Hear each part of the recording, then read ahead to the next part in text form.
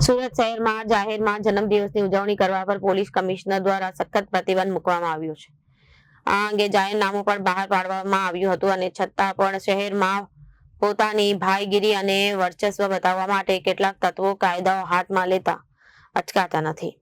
આવો જ એક કિસ્સો શહેરના પાંડેસરા વિસ્તારમાં સામે આવ્યો હતો, જ્યાં માથાભારે છાપ ધરાવતા ટીયા દલાઈ ઉર્ફે ટીયા માલિયા નામના યુવકે પોતાના વિસ્તારમાં જાહેર રસ્તા પર જ ભવ્ય બર્થડે સેલિબ્રેશનનું આયોજન કર્યું હતું. આ ઉજવણીનો વિડીયો સોશિયલ મીડિયા પર વાયરલ કરવા માટે ખાસ રીલ બનાવવામાં આવી હતી, જેમાં ટીયા કાળા કાંટ ધરાવતી કાળી ગાડીમાં ગળા અને હાથમાં સોનાના જાડા દાગીના પહેરીને ફોન પર વાત કરતા કરતા રોફથી એન્ટ્રી લે છે. રસ્તા પર ટેબલ ગોઠવીને 20થી વધુ પણ કેક મૂકવામાં આવ્યા. આ માથાભારે યુવકે જાહેરમાં ધૂમધામથી કેક કટિંગ કર્યું અને આસપાસ જોરદાર ફટાકડા ફોડીને દાદાગીરીનો નજારો પેશ કર્યો. સોશિયલ મીડિયા પર આ ઉજવણીના વિઝ્યુઅલ્સ અને રીલ વાયરલ થતા જ પાંડેસરા પોલીસે તાત્કાલિક એક્શનમાં આવી ગઈ.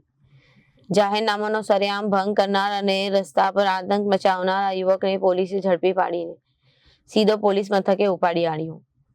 પોલીસ મથકની હવામાં આવતા ટીયા માલિયાનો તમામ વટ સોનાનો રોફ અને ભાઈગીરી પળવારમાં ગાયબ થઈ ગયા હતા.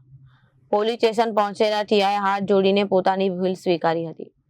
સોશિયલ મીડિયા પર માફી માંગતો વિડીયો પણ જાહેર કરવામાં આવ્યો હતો.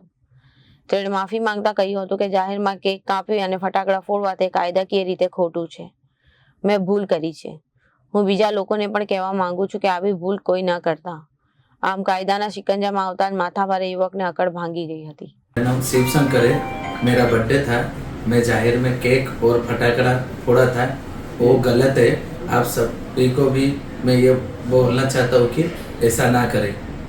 ब्यूरो रिपोर्ट, जनादेश न्यूज.